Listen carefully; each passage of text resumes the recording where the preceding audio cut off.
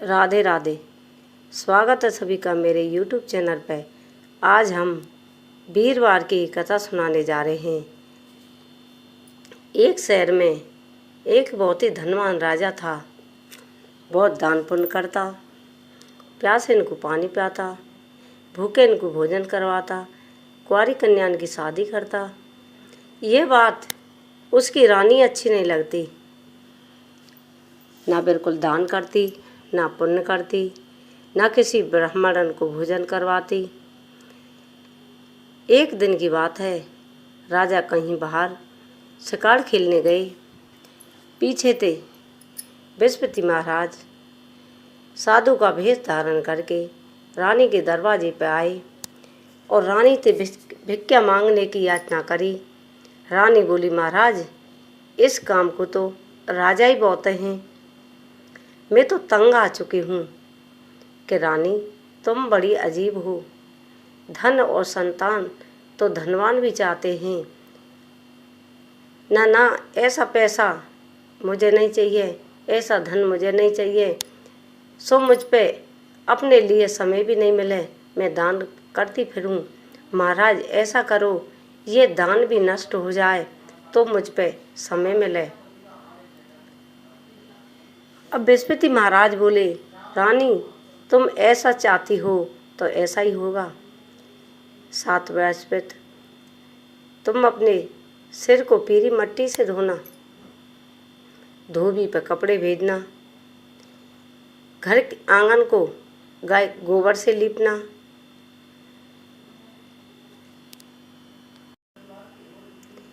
कूड़े को झाड़ कर घर के कोने में कर देना, रोटी बनवाकर चूल्हे के पीछे रख देना।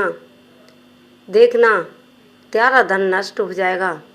रानी ने जैसा साधु महाराज ने बताया ऐसा ही किया था। रानी के और राजा के भूखे मरने की नौबत आ गई। राजा बोले, रानी हम कहीं परदेश से आए, यहाँ तो सब लोग जानते हैं। राजा परदेश को चले गए। एक जंगल में राजा लकड़ियाँ काटते और बेचते और अपना गुजारा करते। इतने रानी और दासी दोनों भूखी मरने लग गईं। एक दिन रानी बोली, दासी तू मेरी बहन के पास चली जा, यहाँ पास में मेरी बहन रहती है, तू 5 किलो बेजल लिया। तो रानी ने अपनी दासी भेजी, 5 किलो बेजल लेने गई। जिस समय रानी की बहन बृहस्पति महाराज का पूजन कर रही थी, न दासी से बोली न खड़ी हुई। दासी वहाँ पर खड़ी होकर वापस आ गई और आकर अपनी रानी से बोली, रानी आपकी बहन तो छोटे लोगों से बात नहीं करती है। रानी बोली, हाँ जब बुरा समय आता है, जब ऐसा ही होता है। जब रानी की बहन ने कथा कर ली, पूजा कर ली, आरती कर ली, जब रानी के पास गई कि बहन बोलो आपने दासी क्यों भेजी। जिस समय आपकी दासी गई, जिस समय मैं बृहस्पति महाराज का पूजन कर रही थी, न हम पूजन में बोलते हैं न खड़े होते हैं कि बहन आपसे कोई बात छिपी नहीं है, हम कई दिन के भूखे हैं। हमने अपनी दासी 5 किलो बेजल को भेजी कि विष्णु भगवान सबकी मनोकामना पूरी करते हैं। 5 किलो बेजल तो आपके घर में ही रखी होगी। रानी ने अपनी दासी घर में भेजी तो देखा 5 किलो बेजल चों एक गड़ा बड़ा हुआ मिला। घड़ा को देखकर रानी खुशी हो गई। फिर दासी बोली, रानी जी व्रत तो हम अन्य नहीं मिलता जब भी रहते हैं, अपनी बहन को व्रत की विधि पूछ लेना। जब रानी ने अपनी बहन से व्रत की विधि पूछी, जब उसकी बहन बोली, हाँ बहन हल्दी और गुड़ लेते हैं और दौड़ लेते हैं, एक लोटे में पानी लेते हैं, पानी में हल्दी गेल लेते हैं और हम केला की जड़ में विष्णु भगवान की पूजा करते हैं, एक टाइम पीला भोजन करते हैं। इसको देखकर रानी खुशी हो गई और रानी और दासी ने मन बना लिया व्रत रहने का। घोड़ा की घुड़साड़ में ते दौल बीन लाई और दोनों ने बृहस्पति महाराज की कहानी सुनी। बृहस्पति महाराज की कहानी सुनी। इतनी देर में एक बृहस्पति भई, दूसरी बृहस्पति को विष्णु भगवान एक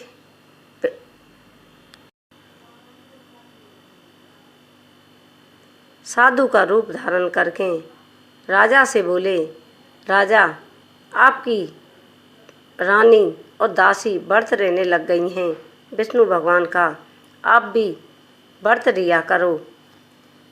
अब राजा बोला, मैं तो व्रत की विधि नहीं जानता और इतना धन कहाँ है, लकड़ी बेचकर गुजारा करता हूँ। कि राजा, लकड़ी बेचकर सबाया मिलेगा, उसी में से देवल और चने ले आना और कहानी सुनना। कि महाराज, मैं तो कहानी की विधि भी ना जानूँ, ना पूजा जानूँ, कहानी कैसे होती है। विष्णु भगवान साधु रूप में बोले, एक ब्राह्मण था, निर्धन ब्राह्मण। उसकी पत्नी सुबह जगती, सुबह जगकर पहले भोजन कर लेती, जब अन्य काम घर का करती। ब्राह्मण उसे खूब समझाता, भिक्षा मांग कर लाता, इतना धन नहीं मिलता। बहुत दिन पीछे एक लड़की का जन्म हुआ। वो लड़की जैसे बड़ी हुई थी, जभी से विष्णु भगवान की पूजा करने लग गई। फिर थोड़ी बड़ी हुई, वो पढ़ने जाती और एक मुट्ठी में जौ ले जाती। जब पढ़वे जाती, रास्ते में जौ बिखेरती चली जाती। पढ़े ते आती, वे जौ सोने के हो जाते, पिन्ने मुट्ठी में बीन लाती। एक दिन सोने के जो हो जाते, पिन्ने स्वाप कर रही थी। उसकी माँ बोली, बेटी, सोने को जीवन को तो सोने का सूप होना चाहिए।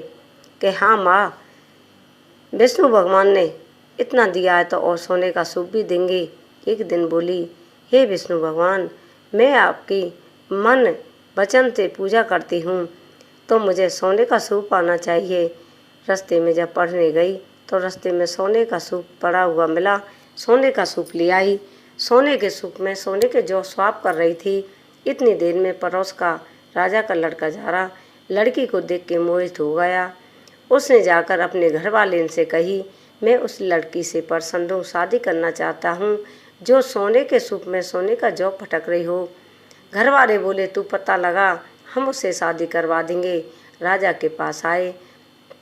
राजा के दूत ब्राह्मण के पास आए और उस लड़की की बातचीत करी और उससे शादी कर ली।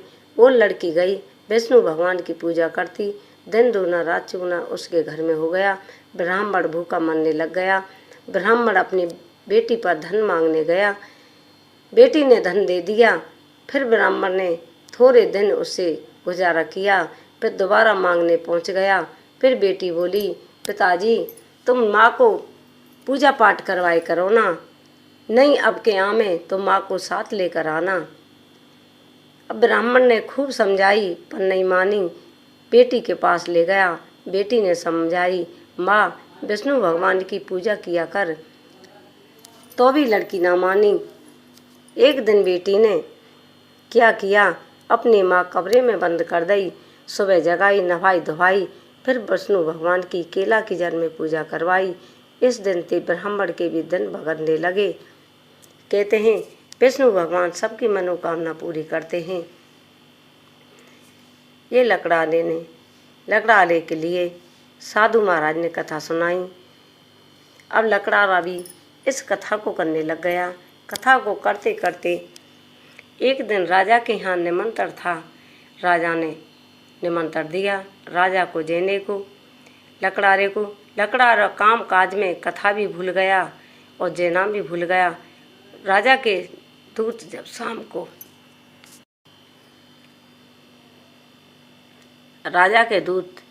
को उस लकड़ारे को पकड़ के ले गई। एक कमरा में भोजन करवाया।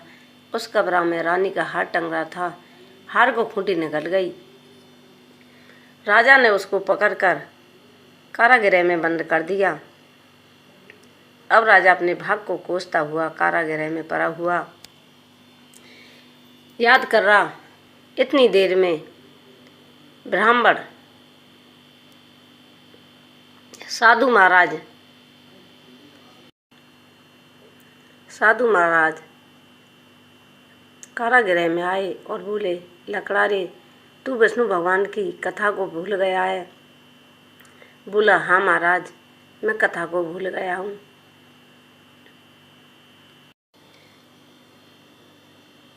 कि मेरे पास तो पैसे भी नहीं हैं। अब साधु महाराज बोले, सुबह जगेगा, घर कारागृह में पैसे परे मिलेंगे, उसे गुड़ चने गुड़ और देवल मंगा लेना। राजा ने ऐसा ही किया। माँ गुड़ देवल मंगाकर राजा ने कहानी सुनी और कहानी सुनकर विष्णु भगवान ने राजा को सपना दिया, ये निर्दोष है, इस राजा को एक लकड़ारे को यहाँ से निकाल दो। तो राजा ने बंदी गृह में से निकाल दिया, बहुत सारा धन दिया, हजामत भी बनवाई और राजा अपने नगर को चल दिया। राजा नगर को चल दिया। रानी और दासी व्रत रही थी। विष्णु भगवान आए, एक थाली में 2 थाली लगाकर भोजन दे गई। दासी बोली, रानी आपके लिए भोजन आया है ना। रानी तो ही कर ले, दासी तेरे लिए आया है, हम दोनों के लिए आया है। रानी ने और दासी ने भोजन करे। इनके दिन दुगने रात चौगने हो गए। वे बोली, हमने दासी राजा कैसा होगा पता नहीं, कि विष्णु भगवान ये भी अभिलाषा पूरी करेंगे, महाराज भी वापस आएंगे। अब दासी बोली, रानी अब तुम आलस मत करो, धन बहुत है तो प्यासे इनको पानी पिलाओ, भूखे इनको भोजन करवाओ, कुआ बावरी बनवाओ, कुंवारी कन्या की शादी करवाओ। रानी ऐसी करने लगी। राजा माँ से चल दिए। राजा अपने देश को आ गए। तो रानी और दासी का ठाठ बाट देखकर राजा चकित रह गई। रानी और राजा बोले, और दुनिया तो दिन में 1 बार करती है, हम 3 बार कथा सुनेंगे। तो राजा पल्ले में देवल बांध लेनी, 3 बार विष्णु भगवान की कहानी सुनते। अब राजा बहुत दिन बीत गए। एक दिन बोले कि रानी, हम अपनी बहन से मिलवे जाएंगे। पल्ले में देवल बांध लें, बहन से मिलवे चले। अब कहानी का समय हुआ। एक मुर्दा जा रहा था। राजा बोला, भाई मेरी कहानी सुन लो। कि तेरी कहानी सुन लेंगे, हमारा मुर्दा ऐसे फूकेंगे। बहुत से बड़े बूढ़े बोले, ना भाई इसकी कहानी सुन लो। कहानी सुनी, आधी सुनी, मुर्दा हलने लग गया। पूरी कहानी हुई, मुर्दा जीमत हो गया। जब ते वे भी विष्णु भगवान का गुणगान करने लगे। फिर राजा आगे चला। एक हारी बैल जो उतरा था, हर चल्ला खेत में, उससे कही मेरी कहानी सुन ले। वो बोला, भाई तेरी कहानी सुनूंगा, इतनी देर में तुम्हें 2 हरिया ले लूँगा। बैल पछाड़ खा के गिर पड़े। हरि के पेट में दर्द हुआ। उसकी पत्नी रोटी लेकर आई। वो बोली, क्या हुआ? कि जे घोड़ा वाला जा रहा है। ये बोला, कहानी सुन ले। वो बोली, भाई मैं सुनूंगी कहानी। रुक जा भाई, मैं सुनूंगी। तो राजा ने कहानी कही। बैल खड़े हो गए। हरि के पेट का दर्द सही हो गया। फिर राजा अपनी बहन के माँ गया। बहन के देश में ऐसे सब उठते और भोजन कर लेते। सुबह जगते सब भोजन कर लेते। राजा बोला, बहन कोई ऐसा है जो कहानी सुन ले? कि भाई यहाँ तो कोई ऐसा नहीं है, सब जगते हैं, सुबह भोजन करते हैं। राजा भूखा ही सो गया। सुबह फिर राजा ने कही, कोई ऐसा है जो कहानी सुन ले? कि भाई यहाँ तो कोई नहीं है। देखूं एक गडरिया का लड़का बीमार पड़ा हुआ है, बहुत दिन से उनने खाना नहीं खाया। वो कहानी सुन ले। तो उसके घर गई उसकी बहन राजा की, तो देखा वो बीमार पड़ा हुआ है। राजा ने माँ पे कहानी कही। आधी कहानी सुनी, लड़का आधा सही हो गया। पूरी कहानी सुनी, लड़का बैठा हो गया। जब ते माँ भी गुणगान करने लग गए, भगवान विष्णु भगवान की कथा सुनने लग गए। राजा बोला, बहन बहुत दिन हो गए, अब अपने देश को जाएं, तू भी साथ चलना। कि भाई मैं अपने सास से पूछूंगी। सास बोली कि तू तो जाएगी, पर मेरे पोतों को मत ले जाना, तेरे भाई निर्वंशी है, तेरी भाभी मेरे बच्चों पर जादू टोना ना कर दे। अब बहन बोली, भाई मैं चलूँगी, बच्चे नहीं जाएंगे। कि बहन तेरा ही क्या करूँगा, बच्चे नहीं जाएंगे। तो राजा वापस चले गए। रानी बोली, अपनी बहन को लेकर क्यों नहीं आए। कि रानी, हमारे संतान नहीं है, हमारे पास कोई आना नहीं चाहता। कि विष्णु भगवान सब कुछ दिया है तो संतान भी देंगे। 9 महीना रानी पे एक पुत्र रतन की प्राप्ति हुई। राजा बोले, रानी बहन आएगी कुर्ता टोपी लेकर, पर उल्हाना मत देना। जब रानी की ननंद आई, राजा की बहन, जब रानी बोली, घोड़ा चढ़ी आई नहीं, गधा चढ़ी आई। बहन बोली ननंद के भाभी, मैं ऐसे नहीं बोलती तो तुम पे बेटा कहाँ से होता। विष्णु भगवान सबकी मनोकामना पूरी करते हैं। कहानी कहने वाले, सुनने वाले, हुंकरा भरने वाले, जैसा रानी को दिया विष्णु भगवान ने, हे विष्णु भगवान जो कहानी सुनते हैं सबकी मनोकामना पूरी करना। जय विष्णु भगवान की।